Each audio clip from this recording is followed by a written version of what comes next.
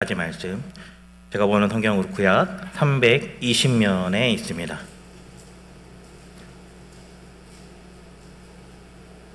함께 교독하시겠습니다. 여호와의 종 모세가 죽은 후에 여호와께서 모세의 수종자 눈의 아들 여호수아에게 말씀하여 이르시되, 내 종 모세가 죽었으니 이제 너는 이 모든 백성과 더불어 일어나 이 요단을 건너 내가 그들 곧 이스라엘 자손에게 주는 그 땅으로 가라. 내가 모세에게 말한 바와 같이 너희의 발바닥으로 밟는 곳은 모두 내가 너희에게 주었노니 곧 광야와 이 레바논에서부터 큰 강 곧 유브라데 강까지 헷 족속의 온 땅과 또 해지는 쪽 대해까지 너희의 영토가 되리라. 내 평생에 너를 능히 대적할 자가 없으리니 내가 모세와 함께 있었던 것 같이 너와 함께 있을 것임이니라. 내가 너를 떠나지 아니하며 버리지 아니하리니라. 강하고 담대하라. 너는 내가 그들의 조상에게 맹세하여 그들에게 주리라 한 땅을 이 백성에게 차지하게 하리라. 오직 강하고 극히 담대하여 나의 종 모세가 내게 명령한 그 율법을 다 지켜 행하고 우러나 저러나 치우치지 말라. 그리하면 어디로 가든지 형통하리니 이 율법책을 내 입에서 떠나기지 말게 하며 주야로 그것을 묵상하여 그 안에 기록된 대로 다 지켜 행하라. 그리하면 내 길이 평탄하게 될 것이며 내가 형통하리라. 내가 내게 명령한 것이 아니냐. 강하고 담대하라. 두려워하지 말며 놀라지 말라. 내가 어디로 가든지 내 하나님 여호와가 너와 함께 하느니라 하시니라. 이에 여호수아가 그 백성들의 관리들에게 명령하여 이르되, 함께요. 진중에 두루 다니며 그 백성에게 명령하여 이르기를 양식을 준비하라. 사흘 안에 너희가 이 요단을 건너 너희의 하나님 여호와께서 너희에게 주사 차지하게 하시는 땅을 차지하기 위하여 들어갈 것임이니라 하라. 아멘.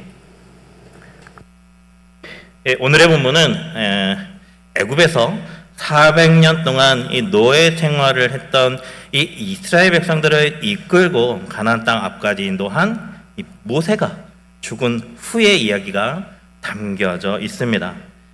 모세가 죽기 전에 여호수아가 하나님의 말씀을 따라 그의 후계자로 임명이 되었습니다. 그러나 이 지난 40년 동안을 광야에서 이 모세의 가장 최측근에서 보좌해왔던 이 여호수아로서는 모세 다음으로 이스라엘의 지도자가 된다라는 것이 얼마나 힘이 들고 어려운 것인지를 너무나도 잘 알고 있었습니다. 후계자로 지목되었을 때 여호수아가 얼마나 두렵고 떨렸을까요? 신명기 31장 7절 8절 말씀입니다. 모세가 여호수아를 불러 온 이스라엘의 목전에서 그에게 이르되, 너는 강하고 담대하라. 너는 이 백성을 거느리고 여호와께서 그들의 조상에게 주리라고 맹세하신 땅에 들어가서 그들에게 그 땅을 차지하게 하라. 그리하면 여호와가 내 앞에서 가시며 너와 함께 하사 너를 떠나지 아니하시며 버리지 아니하시리니 너는 두려워하지 말라. 놀라지 말라. 아멘.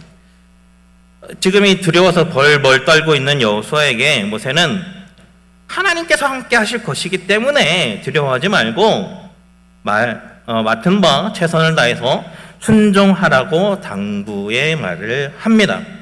그리고는 신명기 34장 이제 5절에서 모세가 죽게 되죠. 이제부터는 두려움이 아닌 실전입니다. 실제 현실로 다가오는 순간입니다. 두려움에 떨고 있는 여호수아에게 오늘 또 하나님께서도 6절과 7절과 9절 말씀에서 강하고 담대하라 3번씩이나 반복해서 말씀해주고 있지 않습니까? 이스라엘 백성들을 이끌고 가나안 땅으로 들어가라 라고 하시는 그 명령은 이 여호수아에게 있어서는 감당하기 좀 버거운 그런 명령이었습니다. 모세가 하는 것을 옆에서 고스란히 다 지켜봤기 때문입니다. 차라리 자신의 생명을 거두어서 가시라고 이 생명책에서 지워달라고 간청했던 그 모습, 그 광경을 옆에서 다 직접 지켜보았기 때문에 목격한 여호수아로서는 좀 감당하기가 버거운 그런 명령이었습니다. 그럼에도 하나님께서는 여호수아에게 용기를 불어넣어 주시면서 하나님의 명령에 순종하라라고 말씀하시는 것이죠. 그렇다면 왜 하나님께서는 이토록 말씀에 순종하기를 원하시는 것일까요?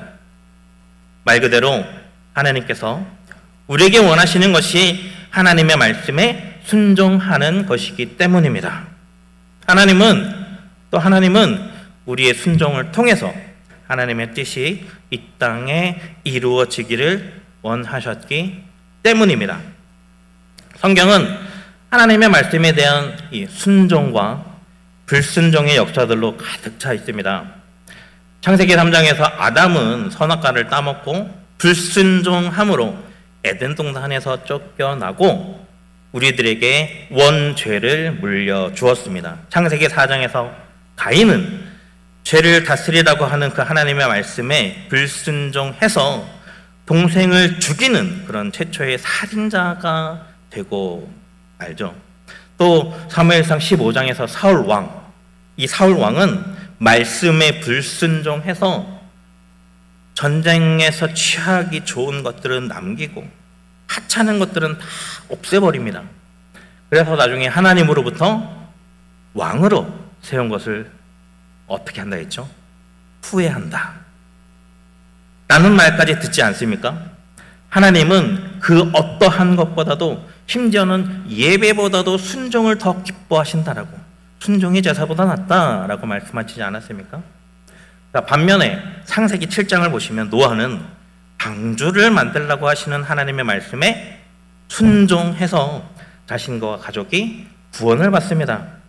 창세기 12장 아브라함은 가족과 친척을 떠나 지시하는 곳으로 가라 하시는 그 하나님의 말씀에 순종했습니다. 100세에 얻을 그 아들 이삭을 번제물로 바치라고 하는 그 하나님의 말씀에도 순종했습니다. 요나 아시죠? 요나는 이 두 가지 모습을 다 보여줍니다. 니느웨로 가라 하는 말씀에 불순종해서 도망가는 그 배 안에서 풍랑을 만나면서 물고기 뱃속으로 들어가게 되었고, 또다시 니느웨로 가서 하나님의 말씀을 전했을 때 니느웨는 구원을 받았습니다. 하나님은 이 말씀에 순종하는 사람들에게는 복을 주시고 불순종하는 사람들은 벌을 내리십니다. 이것이 성경의 전체가 현재 우리들에게 전하는 메시지입니다. 신명기 28장을 보시면 말씀에 순종하는 자들에게 주시는 복이 상세하게 기록이 되어 있습니다. 신명기 28장 1절과 2절의 말씀입니다. 내가 내 하나님 여호와의 말씀을 삼가 듣고 내가 오늘 내게 명령하는 그의 모든 명령을 지켜 행하면 내 하나님 여호와께서 너를 세계 모든 민족을 위해 뛰어나게 하실 것이라. 내가 내 하나님 여호와의 말씀을 청종하면 이 모든 복이 내게 임하며 내게 이르리니 라고 말씀합니다. 또한 이 불순종하는 자에게 주시는 저주도 또한 상세하게 기록이 되어 있습니다. 28장 15절 16절 말씀입니다. 내가 만일 내 하나님 여호와의 말씀을 순종하지 아니하여 내가 오늘 내게 명령하는 그의 모든 명령과 규례를 지켜 행하지 아니하면 이 모든 저주가 내게 임하며 내게 이를 것이니 내가 성읍에서도 저주를 받으며 들에서도 저주를 받을 것이요 라고 말씀합니다. 우리가 하나님의 복을 온전히 다 받으려면 무엇보다도 하나님의 말씀에 순종해야 하는 줄로 믿습니다. 오늘 본문에서도 하나님께서 여호수아에게 약속하신 것이 있었습니다. 8절의 말씀을 보시면 이 율법책을 내 입에서 떠나지 말게 하며 주야로 그것을 묵상하여 그 안에서 기록된 대로 다 지켜 행하라. 그리하면 어떻게 하신다고요? 내 길이 평탄하게 될 것이며 내가 형통하리라 라고 말씀합니다. 하나님의 말씀에 순종할 때 가는 길이 평탄할 것이며 형통케 된다라고 말씀해 주시죠. 이 명령을 따라서 하나님의 말씀에 온전히 순종한 여호수아에게 어떠한 일이 일어났을까요? 요단강물이 가장 범람하고 있을 그 시기에 요단강을 건너라라고 하시는 하나님의 말씀에 순종했을 때 요단강이 갈라졌습니다. 여리고성을 불평도 말고 불만하지도 말고 의심하지도 말고 아무 말도 하지 말고 일주일 동안 돌라라고 하시는 그 하나님의 말씀에 또 순종했을 때 어떤 일이 벌어지나요? 여리고성이 무너지고 성을 정복하게 되었습니다. 우리가 도저히 순종할 수 없는 상황 속에서도 하나님의 말씀에 순종했을 때 하나님의 크신 역사를 경험하게 되는 줄로 믿습니다. 사실 우리가 상식적으로 받아들일 수 있는 그런 일들이라면 불순종할 이유가 어디 있겠습니까? 도저히 받아들일 수 없는 말씀을 하실 때일수록 순종이 더 필요합니다. 그리고 그 말씀에 순종하면 복을 받게 되는 것이죠. 순종은 때로 이 손해 보는 것만 같고 때로는 비합리적인 것처럼 보일 수 있습니다. 그러나 사랑하는 성도 여러분, 순종은 결코 손해가 아닙니다. 하나님께서 말씀하실 때에는 반드시 우리에게 더 큰 복을 주시리라는 약속도 함께 주시는 줄로 믿습니다. 믿으시기 바랍니다. 우리가 그 어떤 사람을 존경을 하고 사랑을 하게 되면 그 사람의 말에 스스로 순종하게 되지 않습니까? 그 사람을 위해서라면 자존심도 자신의 생각도 다 기꺼이 다 내려놓고 그 사람의 말에 따르게 됩니다.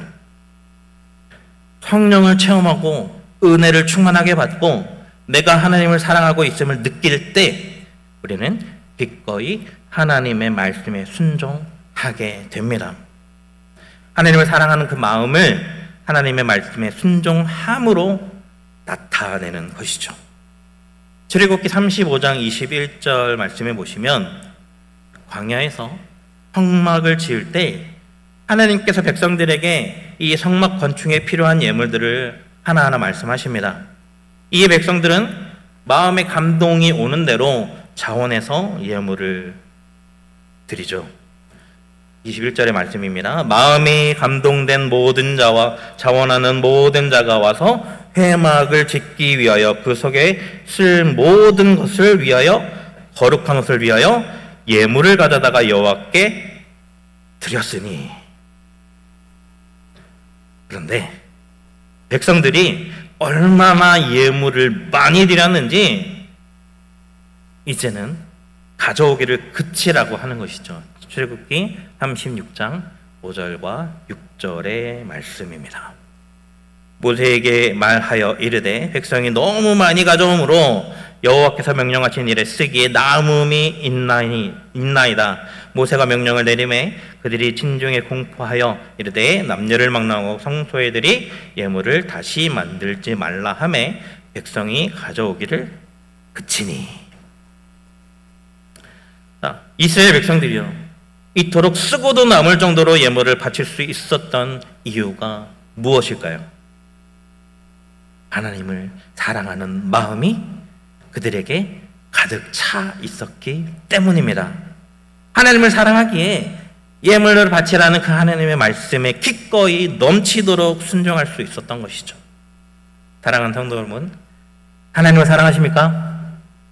하나님을 사랑하십니까? 그렇다면 여러분, 무엇으로 증명해 보이시겠습니까? 무엇으로 증명해 보이시겠습니까? 하나님의 말씀에 순종함으로 증명해 보이시는 저와 여러분 되시기를 축복합니다. 순종함으로 증명해 보시기 바랍니다. 내 안에 하나님을 사랑하는 마음보다 자신을 사랑하는 마음으로 가득 차 있다면 순종은 더 어렵고 힘든 일이 되고 맙니다. 창조의 때부터 지금 이 순간까지 인간들은 끊임없이 하나님의 말씀에 불순종하고 살았습니다. 그래서 홍수로도 심판하시고 10가지 재앙도 내리시고 그 밤을 꼬박 세워서 10하루끼리만 갈 수 있는 그 거리를 40년이 걸리게 하지 않았습니까? 그럼에도 불구하고 순종을 끊어내지 못했다라는 것이죠. 인간은 스스로 하나님의 말씀에 불순종하고 있습니다. 그 이유가 무엇일까요? 내 안에 하나님이 아니라 나로 가득 차 있기 때문입니다. 사랑하는 성도 여러분, 순종은 자기 포기가 없이는 불가능합니다. 하나님은 10계명을 주시면서 이 계명에 순종할 때 그들이 하나님의 백성이 되고 하나님께서 친히 그들의 하나님이 되어 주시겠다라고 약속하셨습니다. 그럼에도 이스라엘 백성들은 하나님의 계명에 순종하는 일에 계속해서 실패했습니다. 인간이 스스로의 힘으로는 하나님의 계명에 순종할 수 없다라는 것이 증명이 되었죠. 자, 그렇다면 본질적으로 하나님의 말씀에 순종할 수 없는 우리들을 위해서 하나님께서는 어떻게 하셨을까요? 하나님의 뜻에 따라 이 땅에 오신 독생자 예수 그리스도께서 온전히 하나님께 순종하심으로 죄의 권세를 물리치시고 승리하셨습니다. 첫 번째 아담은 순종하는 일에 실패를 했지만 두 번째 아담이신 예수님께서는 온전히 순종하셨습니다. 이로 인해서 예수 그리스도를 믿는 우리들에게 하나님의 말씀에 순종할 수 있는 길이 열린 것이죠. 우리들의 이 타락한 본성으로는 도저히 하나님의 말씀에 순종할 수는 없지만 예수 그리스도의 대속의 은혜로 거듭난 우리는 이제는 순종할 수 있는 사람으로 그 본성이 변화되었습니다. 그렇다면 이제 우리가 하나님의 말씀에 순종하기 위해서 해야 할 일들이 무엇입니까? 첫 번째로는 내 힘으로가 아니라 온전히 예수 그리스도께 의지할 때 그 말씀에 순종할 수 있습니다. 나 자신을 비우고 내 안에 예수 그리스도로 가득 채울 때 순종하게 되는 것이죠. 순종은 자기 포기로부터 시작합니다. 예수님은 본래 하나님이시잖아요. 그러나 하나님과 동등됨을 내려놓으시고 하나님의 말씀에 순종하셨습니다. 순종은 그렇게 자기 포기에서부터 시작이 됩니다. 자신이 뭔가를 성취해 보려는 자세로는 결코 온전한 순종을 이룰 수가 없는 것이죠. 내 뜻을 이루려는 데는 오히려 교만하게 되고 거만히 있을 뿐입니다. 성경은 이 기도를 할 때 어떻게 하라고 말씀하십니까? 먼저 그의 나라와 그의 의를 구하라. 그리하면 이 모든 것을 너희에게 더하시리라 라고 말씀하셨습니다. 그런데 우리는 어떻게 기도합니까? 내 뜻을 이루게 해달라는 기도를 더 많이 하고 있지 않습니까? 왜 그럴까요? 여전히 자기 포기가 안 되기 때문입니다. 어떻게 보면 지금 우리에게는 예수님의 십자가가 아니었으면 우리는 존재할 수가 없습니다. 우리 다 같이 갈라디아서 2장 20절의 말씀을 상반절의 말씀만 함께 읽어보겠습니다. 시작. 내가 그리스도와 함께 십자가에 못 박혔나니. 아멘. 나 자신이 예수님과 함께 십자가에 못 박혀 죽었음을 인정할 때 우리는 비로소 하나님의 말씀에 온전히 순종할 수 있게 되는 줄로 믿습니다. 둘째는 하나님의 말씀을 묵상할 때 말씀을 순종할 수 있습니다. 하나님의 말씀에 순종하려면 하나님의 뜻이 무엇인지 알아야 되겠죠. 알아야지 순종도 할 수 있는 것 아니겠습니까? 그 하나님의 뜻을 아는 방법이 무엇입니까? 오늘 본 8절의 말씀입니다. 이 율법책을 내 입에서 떠나지 말게 하며 주야로 그것을 묵상하여 그 안에 기록된 대로 다 지켜 행하라. 그리하면 내 길이 평탄하게 될 것이며 내가 형통하리라. 하나님의 말씀을 항상 가까이 하고 밤낮으로 묵상을 해야지만이 그 뜻을 알게 된다는 것이죠. 묵상이 무엇입니까? 깊이 생각하라는 것입니다. 말씀을 깊이 생각하면서 읽으라는 것이죠. 말씀을 깊이 생각하면서 또한 들으라는 것입니다. 말씀을 깊이 생각하면서 되새기라는 것입니다. 읽고 듣고 되새겨라. 말씀을 보고 읽고 들을 때 순간적으로 지나치듯 하지 말고, 말씀이 그때뿐이라 하지 말고 천천히 온 정신을 다 집중해서 말씀을 묵상할 때 말씀이 내 속에 남게 되고 머물게 되어집니다. 그러다 보면 하나님의 뜻을 알게 될 뿐만 아니라 하나님의 말씀이 가지고 있는 그 능력으로 복을 받게 되는 것입니다. 여러분, 빈 컵이 하나 있다고 한번 생각해 보십시오. 그 빈 컵 안에는 무엇이 들어 있습니까? 아무것도 없을까요? 빈 컵 안에는 무엇이 들어가 있겠죠? 공기. 예, 맞습니다. 뭐 이게 선물이라도 하나 드려도, 예, 공기가 들어 있습니다. 그래서 그러면 이제 이 빈 컵 안에 있는 그 공기를 만약에 빼보고 싶다면 어떻게 빼면 될까요? 그 공기를 빼보고 싶다면 어떻게 빼면 될까요? 막 이렇게 손으로 잡아 빼볼까요? 아니면 막 흔들어서 쏟아볼까요? 아니면 막 거꾸로 뒤집어지면 뭐 중력에 의해서 막 떨어질까요? 여러분, 이 공기를 빼내는 아주 간단한 방법이 있습니다. 그것은 아까 좀 전에 힌트가 나온 것 같은데, 그 컵에다가 물을 채워보는 것입니다. 물을 채우면 더 이상 그 컵에는 기체는 사라지고 액체만 남기 때문에 공기는 그 안에 더 이상 없는 것이죠. 사랑하는 성도 여러분, 우리 안에 있는 하나님의 말씀에 불순종하려는 그 죄의 속성은 우리 스스로 막 이렇게 빼내기는 불가능합니다. 그러나 아주 간단한 방법이 있지 않습니까? 무엇이죠? 말씀으로 채우는 것입니다. 말씀을 내 속에 채우는 만큼 내 생각은 떠나가게 되고 하나님의 말씀에 온전히 순종하게 되는 줄로 믿습니다. 성경을 깊이 묵상함으로 하나님의 뜻을 알고 또 순종해서 복받는 저와 여러분 되시기를 축복합니다. 세 번째는 성령의 인도하심을 받을 때 말씀에 순종할 수 있습니다. 고린도전서 2장 10절에서 11절의 말씀을 보시면 성령님은 하나님의 깊은 것까지 통달하신 분이다 라고 기록이 되어 있습니다. 오직 하나님이 성령으로 이것을 우리에게 보이셨으니 성령은 모든 것 곧 하나님의 깊은 것까지도 통달하시느니라. 사람의 일을 사람의 속에 있는 영 외에 누가 알리요? 이와 같이 하나님의 일도 하나님의 영 외에는 아무도 알지 못하느니라.